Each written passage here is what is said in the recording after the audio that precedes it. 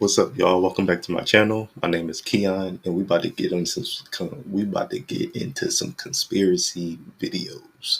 So today we're gonna be watching the top 10 TV show conspiracy mysteries ever. So we're about to watch some crazy stuff. So let's get into it. Are y'all ready? All right, hit that thumbs up button, hit the like button. Share with your friends, share with your moms, dads, sisters, uncles, cousins, share it all. Because we about to get into some videos. Let's go. Long been a source of entertainment, but beneath the surface of our favorite shows, some unknown plot twists and secret clues may be hidden. Number 10. Good Morning Miss Bliss is a television series that aired from the 7th of December in 1988 until the 18th of March the following year. It aired on NBC and Disney Channel.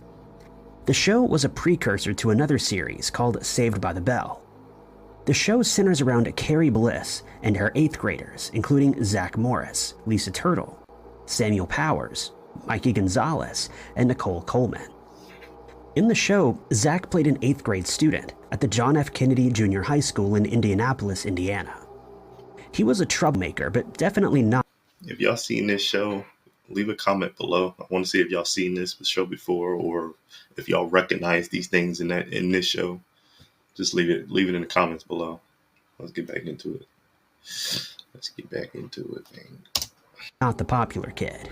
He would regularly cause problems that Mr. Belding, the school principal, would have to deal with. His schemes often involved Mikey and Zach butting heads with Nicole. In the August of 1989, Saved by the Bell was introduced to NBC, replacing Good Morning Mrs. Bliss. The American sitcom followed the life of the same teen, Zach Morris. The show was so successful that it spawned 3 more spin-off series and 2 spin-off movies. This time, the characters were attending the Bayside High in sunny California. It was here that the main character would go from being the geeky teen to everyone's favorite thing. In this show, he was musically talented and became the lead singer and guitarist for his band called Zack Attack. He also ran against another student for class president and won. His life at Bayside High was like a dream. At least, this is what conspiracy theorists have been thinking. According to some theorists who have apparently decoded the Saved by the Bell theme song, the entire show only exists within the mind of the pimple-faced, unpopular version of Zack. The two shows share some similarities, including the use of the characters, but their differences are quite obvious. It's these differences that have led theorists to the possible and startling truth about the show. It was all a dream. Believers of this conspiracy state that the whole show is just an escapist fantasy of this disillusioned character. Failures and oddities are all signs that the subconscious is attempting to break through. All of his problems seem to just fade away in his dream world at Bayside High. At the start of each episode, the viewer is met with a theme song that seems to tell the story of the life of the student who's stumbling through a world made of consequence. The song begins in a panic, where Zach hurriedly grabs his books and gives himself a look. The line, "I'm at the corner just in time to see the bus fly by," plays out. Then he mentions a pop quiz and that his dog ate his homework. Zach also tries to make himself look small by riding low in his chair. But this part of the theme song makes no sense because the student never had a bad day at the high school. He'd never been a mess, and everything appeared to ricochet off of him. He also didn't make himself small during a pop quiz and rather cheated on it. At the end of the song, though, before the show at Bayside High begins, he's saved by the bell, which allows him to go home and into the world where tomorrow will be alright, because he's been saved by the bell. According to theorists, the name of the show and the chorus of the song indicate that he's been released into his fantasy, which is much better than a real school. Zach travels to the infinite dream scene of Bayside High, where he's popular, loved, and accomplished.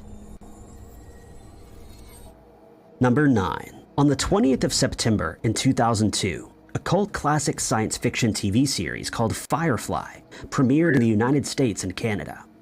It was conceived by Joss Whedon, who also created Buffy the Vampire Slayer.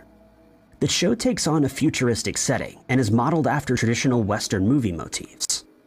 The series was set 500 years in the future and followed the renegade crew who were aboard a spacecraft. I've seen this show before. They were trying to survive by traveling through the unknown areas of the galaxy. During their journey, they had to avoid the warring factions and the authorities who were out to get them. The characters start with Malcolm Reynolds, a human man and the captain of Serenity. Zoe Washburn was another character born in 2484 and was said to be a browncoat and the loyal second in command. Hoban Washburn, Zoe's husband, was the ship's pilot. Inara Sarah is a companion who had leased a shuttle from the captain and traveled along with his crew. There are several other notable characters. The show had gathered an immense following of loyal fans and viewers. So why did the show get canceled? The series had randomly been canceled before the first season was even over, and several episodes were not aired. Many theories have come about that possibly explain why this happened. The first was that it was intended to be aired on Friday evenings, but was targeted at a younger audience. This audience would probably not be home on a Friday evening, and so when the series aired, there was no one there to watch it. The second theory is bad marketing. Firefly was a pretty serious show that saw social commentary on occasion, but anyone who was watching it for the straight-out comedy was bound for disappointment. Yet it had been promoted by Fox Marketing as a zany comedy, which it wasn't, rather than as the gritty space western show that it was. Another theory is that the episodes had been aired out of order. Anyone watching the series while it aired may not have been able to follow along, since all the episodes were being mixed up. Others have suggested that the show was simply made to be canceled. But one theory is far more outlandish. It's believed that the government had something or everything to do with the show being canceled. While Fox maintains that the show's cancellation came due to low ratings, some theorists believe that the United States government didn't appreciate the anti-government stance that the series had taken on. The show saw the Outlaws battling against the oppressive Union of Allied Planets. While Firefly was airing, the Bush administration was trying to gain support for an Iraqi war. The theory states that it would deter the citizens from seeing things the way the government did in pursuing a war on Iraq. Theorists maintained that they pushed for the show to be taken off the air, and 3 months later, the war began. That's crazy. Number 8. Gilligan's Island was an American sitcom, a comedy series that aired 3 seasons on CBS. It began in 1964 and ended 3 years later. The entirety of the show consisted of 98 episodes, with the first season having a total of 36 episodes, and the next 2 having a combination of 62. The show was filmed in black and white and was accompanied by a laugh track. The show followed 7 castaways and their adventure on the island where they must attempt to survive. The episodes center around the dissimilar individuals, their inner conflicts, and various attempts to return home. It's recognized as an American cultural icon and regarded as a cult classic by a select few. The first and main character is the first mate, Gilligan, who is an accident-prone and naive crewman. Then the captain, or Jonas Grumby, comes in as the one who will always smack Gilligan on the head with his hat, and is followed by Thurston Howell, the millionaire who took a trunk full of money along with him on a cruise. Natalie Schaefer played Eurus Lovey Wentworth Howell, the millionaire's wife. The movie star, Ginger Grant, was also cast on the island, which is believed to be the show's main focus despite its title. Professor Roy Hinckley, the smart one of the group, ironically fails to get the castaways off the island. And a simple farm girl, Mary Ann Summers, also found herself stranded. Some conspiracy theorists and fans of the show have an interesting theory. They believe that the island is not an island at all, but is actually the bad, burny place of hell. The castaways had been aboard the SS Minnow, and believers of the theory think that when it crashed, all the inhabitants actually perished and found themselves in hell that was described as a less burny island in the middle of nowhere. To support their theory, it's pointed out that there are 7 characters, each representing one of the 7 sins. The captain is believed to represent 2 of the sins, gluttony and wrath, since he always takes something out on the first mate. Of course, the millionaire, Howell, takes the form of greed, while his wife, who is averse to work, is the portrayal of the sin sloth. Ginger is seen as the stand-in for lust, while the innocent farm girl, who's jealous of the movie star's looks and lifestyle, represents envy. Despite his efforts, the professor cannot fix the ship and can't get the castaways off the island. But he's too prideful to admit this. And Gilligan, well, he wears red and spoils all possible attempts to leave the island or be rescued. Fans suggest that he's Satan himself. One Reddit user in the horror subreddit brought this exact theory to the forum. He explained that it holds a dark secret. He points out how Ginger wears revealing outfits and is obsessed with how she looks, how jealous Marianne is of her, and how much of a know-it-all the professor is. He continues on and says the 7 sinners have been trapped and forced to live with each other on the island that was named after the character that may or may not represent Satan. Number 7. The series From is an American science fiction horror TV show that premiered in 2022. It unravels the mystery behind a strange, nightmarish town that traps anyone who enters it. Those who enter try to find their way out, but always end up back in the town. The residents there try to maintain a sense of normalcy, while the new inhabitants continue to search for a way out. But the weirdness doesn't end there. The self-appointed mayor, Boyd Stevens, starts to ring his bell in the late afternoon, signaling for all the residents to go inside and lock their doors. This is because threats lurk within the surrounding forests. When the sun goes down, terrifying creatures come out, threatening the survival of those who live there. The show gives little indication as to what these terrifying creatures must be, or what's going on in the place situated in the middle of nowhere. And so it's up to the viewers to figure it out. This is where the conspiracy theories emerge, as fans attempt to unravel the puzzle. Some theorists believe that the creatures of the night are evil fae that altered the town or trapped their victims inside. Evidence for this theory is found in the stone circle that one of the characters had been sitting at. Stone circles, or fairy circles, are present within various folklore, such as Dutch, German, and Scandinavian, and even Russian tales. Fae can be found in multiple European cultures, including the Celtic, Germanic, and French. The second biggest piece of evidence that this may be the works of the Fae is that the creatures lure in and torment the victims. But a talisman of sorts, possibly Nordic or Icelandic, can keep them away. Another indication that this is the likely scenario, according to the theorists, is that a group of Fae appear as crows and take people to bad places. In the first episode of the series, the crows make an eerie appearance. Another theory paints the monsters as vampires or a similar demon. This is supported by the fact that they can only come out at night, or when there's no sun, and why a talisman can ward them off. The town was originally built in the 50s, and some of the inhabitants may look like they'd come from around the same time. It's theorized that Victor had somehow released the demons, and they possessed the townsfolk, who are now the wandering and hungry creatures that roam at night. It's also thought that the place might be an extra-dimensional prison that keeps demonic entities inside. One of the characters, Sarah, speaks of the voices in her head that want to come out. Perhaps they're there for a reason. There's also the appearance of a boy in white. He may be a demon that has repented, or even a fallen angel. Another theory suggests that the whole thing is an experiment, similar to the plot of The Maze Runner. The people have been baited into going to the town and becoming trapped there and terrorized by the elements. The creatures keep them all in one place and prevent them from wandering out in search of answers. Conspiracy theorists think that the threat of the monsters gives the subjects very limited time to wander too far out into the forest, where they may find a dome wall. A branch from this theory suggests that the boy in white is the child of Jim and Tabitha, who'd lost their son the previous year. The theory suggests that the entire show is happening within the man of Jim, who's undergoing experimental psychotherapy. It's also been suggested that the characters are all in.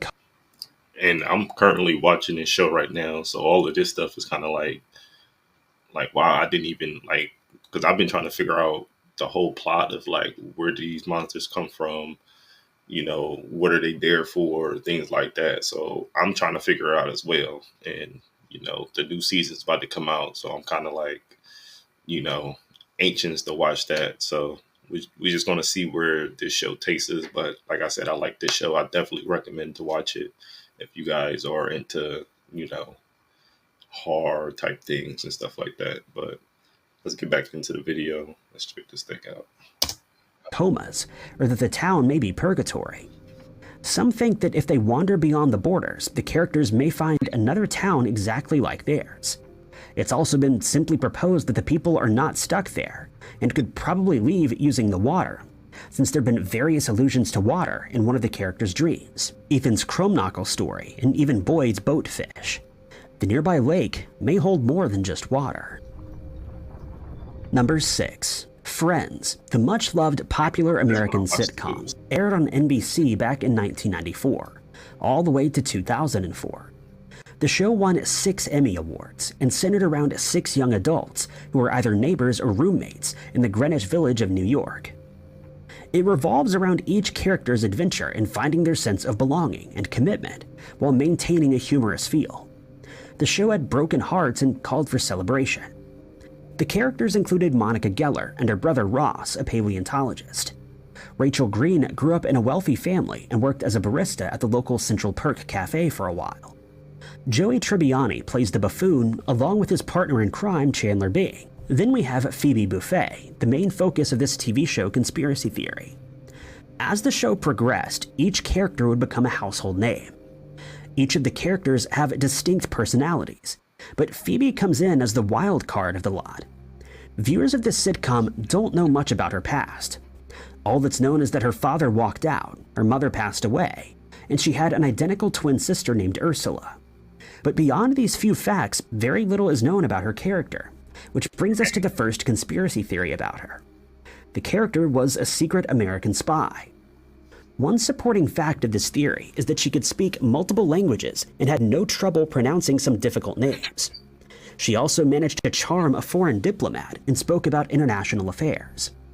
But Phoebe did make mention of her past crimes and the weird things that happened to her on the streets. But when her police officer date had a look into her file, he found some strange things. And when he mentioned it in front of her friends, she pushed him out the door.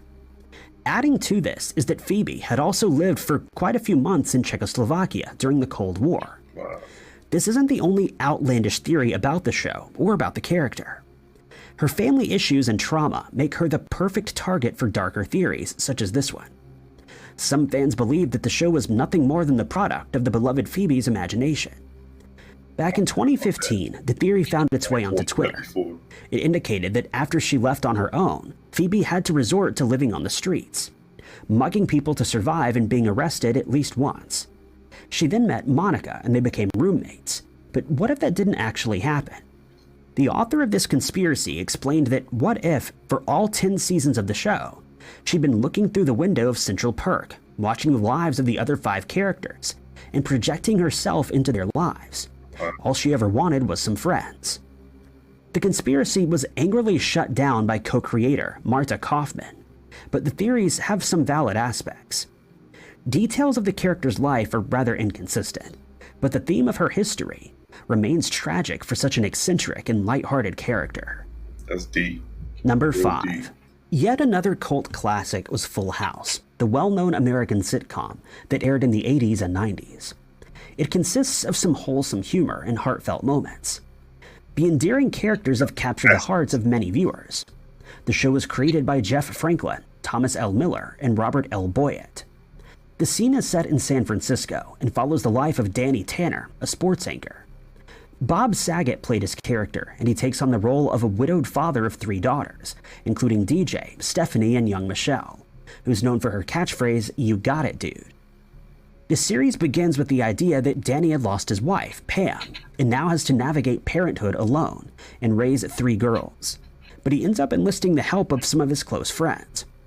Joey Gladstone acts as the comedian of the lot and is Danny's best friend. He also brings in his brother-in-law, Jesse, the rock musician. There's a clear, unusual family structure that goes on here, and they're constantly met with some ups and downs, but also some heartwarming moments.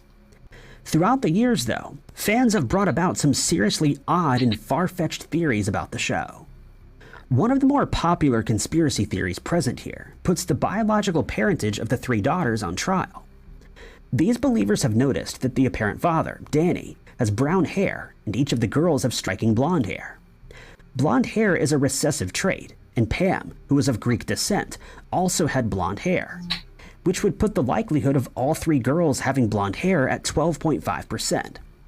But these changes increase significantly if both parents have blonde hair, like Pam and perhaps Joey, the only other blonde-haired male in the show. Viewers support this theory about not only his hair, but other features that resemble the girls. He also showed a clear dedication to helping raise them, and even moved into their house. Joey may be the biological father of the 3 daughters, and not Danny. In later episodes, it was revealed that he'd been the one to bring Pam and Denny together, which established that they had a history. One of the darker branch-offs from this states that Joey actually had a secret affair with Pam, who he spent time with while Danny was off at work. With the proposed biological father moving in, he would be able to maintain a close relationship with his suspected children, while also keeping his identity a secret. Another outlandish theory connected to the series is that Pam didn't actually meet her demise but survived, unlike the rest of the crew. The followers of this conspiracy speculate that Jesse, Danny, Joey, DJ, and Stephanie were all stuck in purgatory at the San Francisco home. As for Michelle, well, she's not actually a family member, but rather a demon that had been around for quite some time and was seeking the companionship, comfort, and stability that the Tanner family distinctly represented. This is supported by the idea that she always finds ways to keep the family at the house. One example is that she always tells Uncle Jesse that she feels sick so he can't leave. This is further supported when Jesse ends up moving into the house with his new wife, Becky, who has 2 children. Similarly, one theory proposes that the same young daughter doesn't actually exist, and is simply a manifestation of Danny's grief as a way of dealing with the loss of his wife. Some YouTubers have taken to redoing episodes of the show and taking Michelle out, which makes her father seem crazy, and as though the other household members are going along with his delusions. Why? This idea is supported by the fact that she doesn't return in the spin-off that's titled Fuller House. There also may be notable inconsistencies in the series, one of which is Jesse's last name change. In the first series, his band was referred to as Jesse Cochran and the Rippers, while later it was called Jesse and the Rippers. There were claims that he'd also finished high school, with conflicting episodes indicating that he was a dropout. There's also an impossibility that Cousin Steve is actually DJ's cousin. According to theorists, all of these errors point to an interference in time travel, or maybe even inconsistencies in Danny's brain. Number 4. The plot of the hit American television show Home Improvement revolves around life in the Taylor household, which plays on the dynamics between Tim, his wife Jill, and their 3 sons, Brad, Randy, and Mark. The show stars Tim Allen as the Toolman. It initially aired on ABC in September of 1991 and concluded in 1999. It switched between the misadventures on Tim's handyman TV show called Tool Time. The series reveals the challenges of parenthood and personal growth. In the series, we're also met with strange exchanges between Tim and his enigmatic neighbor, Wilson. Famous celebrities and athletes made several guest appearances throughout the 8-season run. Home Improvement had its fair share of fan conspiracy theories, which starts with the neighbor, Wilson. He's inspired by Tim Allen's childhood memory, which he would often see his neighbor but not his whole face because of the height of the fence. One of the theories postulates that Wilson is part of the Witness Protection Program. Adding more credence to this is that his full name is Wilson W. Wilson, which definitely seems like a fake name. It was also during the show that we hear of his wife's passing, who seemed to have met her demise under mysterious circumstances. It was also discovered that he'd come from Chicago, which is the home to an abundance of gang activity during the 80s and 90s. Wilson is quite clearly being very careful not to reveal his face to Tim, a local celebrity. He uses scarves and masks when leaving the house to further conceal his true identity. Another compelling fan theory suggests that Wilson is the biological father of one of Tim's children. This theory, if true, would have significant emotional implications for the Taylor family.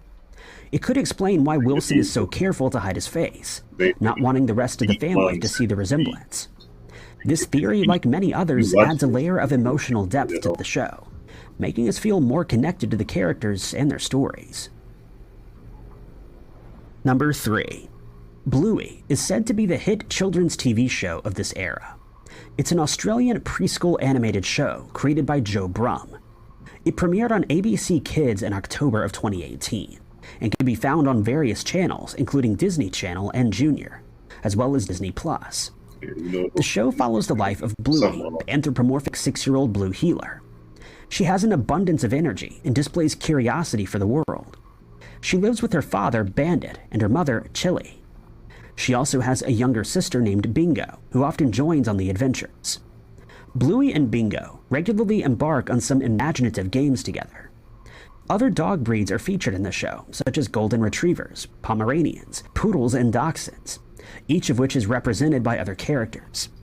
The theme focuses on growing up, family, and the Australian culture as a whole. The whole scene may appear very innocent, but that's not according to some conspiracy theorists. It's been suggested that Bandit and Chili have taken up a criminalistic lifestyle. This is supported by the fact that the Healer family resides in the Brisbane area of Paddington, a rather expensive suburb. Homes in such a neighborhood retail for around $1 million, which the parents may not be making with the jobs they currently have. Chili works in airport security, while Bandit is an archaeologist. Both salaries combined would probably still not be enough for such a house. So how do they afford a house in an expensive neighborhood? Well, according to theorists, this is due to their criminal lifestyle, where Bandit has the ability to obtain some incredibly rare and valuable items through his job. And Chili can ensure that such finds make it past the strict Australian border security. The incredible theories about the cartoon don't end there either. In the episode Onesies in Season 3, Chili's sister Brandy visits the family. She initially had a difficult time acknowledging Bingo, and then Chili points out that the two look alike. After this, there's an air of awkwardness that begins to settle in. Theorists believe that Brandy is actually Bingo's mother, but she wasn't able to care for her, which is why she becomes part of the Healer family. Another proposal connects the show to the Kardashians. The family is believed to be on a reality TV show like Keeping Up with the Kardashians. This is attributed to the fact that they often look directly at the camera, and the Healers appear on the covers of the books in the show, which suggests that they're famous. One of the stranger conspiracies is that the little pup, Bingo, has celiac disease. In the Season 1 episode titled Bumpy and the Wise Old Wolfhound, Bingo has been hospitalized with no explanation. Some of the clues point to a gluten intolerance. During other episodes, like Dad Drop-Off, Bandit prepares the girls' lunches and says gluten-free and gluten-not-free. This indicated that one of these has a gluten intolerance. Whether or not the pup has celiac disease is unknown, but she certainly stays clear of gluten. Number 2. The Teletubbies.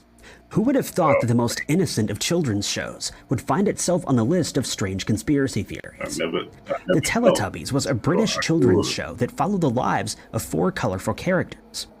It was intended for an audience of toddlers and young children. They're soft and round humanoid beings with smiling faces and unique antennas on their heads. They're also equipped with a TV screen on their tummies to watch random clips. They're also watched over by a sun baby who giggles and smiles throughout the series. The purple fellow is Tinky Winky, who's the biggest Teletubby who always goes first. Then we have Dipsy, the green guy who loves to dance. Lala is the yellow lady who loves to sing and perform. Lastly is the red Po. Her signature moves are a star jump and a karate hand pose. While it may have seemed nonsensical and innocent to us as children, as some grew older, they took another look at the show and discovered some startling finds. The first outrageous theory is that the creatures are actually biogenetically engineered beings that serve as slaves. They point to the fact that there's no official backstory for the creatures, and they don't seem to be in control of their own destiny. A mysterious background voice is always instructing them on what to do, when and where, and everything from eating to sleeping. In addition to this voice, there's a vacuum-like character who's been named the Nunu, who seems to be keeping the characters in check and ensuring that they adhere to the orders that they're given. It gets even weirder when the pinwheel is at the top of a hill, which acts like a point of worship. When it spins, the Teletubbies drop everything and fall to their knees. The favorite character is then chosen, and its TV screen tummy switches on. Then there's the theory that the Tubbies are actually trying to hypnotize and brainwash the viewers. Microphones pop out from the ground and continuously chant "Time for Teletubbies," which ultimately led some parents to boycott the show. These fascinating and colorful humanoids are also connected to Harry Potter. They were both released in 1997, coincidentally, and their antennae serve as a supporting piece of evidence. Tinky Winky, Dipsy, and Po have all the symbols that represent the tale of the 3 brothers in the last 2 books or movies. Tinky Winky bears the invisibility cloak, Po has the ring, and Dipsy has the wand. As for Lala, her antennae resemble the same lightning bolt scar on Harry Potter's forehead. Creepily, another theory suggests that these creatures are actually 10 feet tall in real life, which has actually been proven horrifyingly true. But why are these three alien-like creatures on Earth in the first place? According to one Reddit user, their real planet had been destroyed, and they were the last survivors of their kind. Or perhaps they're a more advanced invasion force that travels the universe in search of planets to conquer. Number I'm not 1. watching Kim Teletubbies Possible again. was one of the best and longest-running animated series on Disney Channel. Impossible. Dang. It was an Emmy Award-winning That's American show about a teenage a crime fighter who had to juggle family, school, and saving the world all at once. It revolves around the main character, Kim Possible, who saves the world along with her best friend, Ron Stoppable, who's accompanied by his pet naked mole rat, Rufus. Another character is the computer genius, Wade, who also helps Kim on her missions. There are a variety of villains, but the two main ones are Dr. Draken, a mad scientist who plots world domination, and his sidekick, Shigo, who can generate powerful blasts of energy right from her hands. The series is set in Middleton, in the United States of America, and premiered on Disney Channel in June of 2002. It ran for just over 5 years, with 87 episodes that spanned over 4 seasons. It was a great show that gained many fans, but some of those fans began to dig around and uncover some strange theories about the show. One of the conspiracies is that the entire plot is happening within Kim's mind. The suggestion is supported by the fact that her parents, who are a scientist and a doctor, don't have much time for her. She's constantly carted off to the next babysitter or to go along with family members to activities like golf practice. The teen is also antisocial, with only a few friends, and takes on the appearance of an awkward girl. During her life, her golf instructor, an ill-tempered Irishman, often hits the golf balls right at her, and her sensei sometimes screams at her if she messes up. For these reasons, Kim makes up another life as an escape from her actual one. In this imaginary world, she plays the role of a crime-fighting young adult. It's also believed that the top villains in the story are actually the real-life people who are keeping her parents away from her. Dr. Draken might be the name that she gave to her father's boss. Draken sounds close to a dragon, named for the volume that the boss would use to scream at her father if he made a small mistake. crazy. Professor Dementor refers to the professor who downplays her mother's science research papers, which forces her to have late nights at home and causes her even more stress. The villain, Shigo, may even represent one of Kim's babysitters. But an alternate theory states that Kim Possible is merely a side character in Ron's life. Fans suggest that Ron's poor social skills, dislike for change, obsessiveness, and trivial knowledge may be an indication of Asperger's syndrome. All the villains aren't actually villains, but are normal people whom the teenage boy views as evil. The two became friends at a young age, and to him, Kim seems like a superhero who helps and protects him. As for the naked mole rat, well, that would be a service animal. The outrageous theories don't stop there either. According to another fan who takes to Reddit with the username Nacho Naco, Kim and her two younger brothers, Tim and Jim, have all been genetically altered by their scientist mother and doctor father. He suggests that even though the teen is a sophomore, she has an athletic physique that is never explained.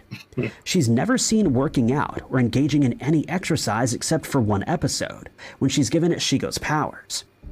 The twins also have a strange advancement. Even though they're young, they're able to invent random gadgets all on their own. Every time they appeared on screen, they had a new gizmo that they'd been working on together, and were often able to figure out what the villain was planning before Kim did. Thank you guys so much for watching. If you liked this video, be sure to hit that like button, and don't forget to subscribe. But my name is Ty Knotts, and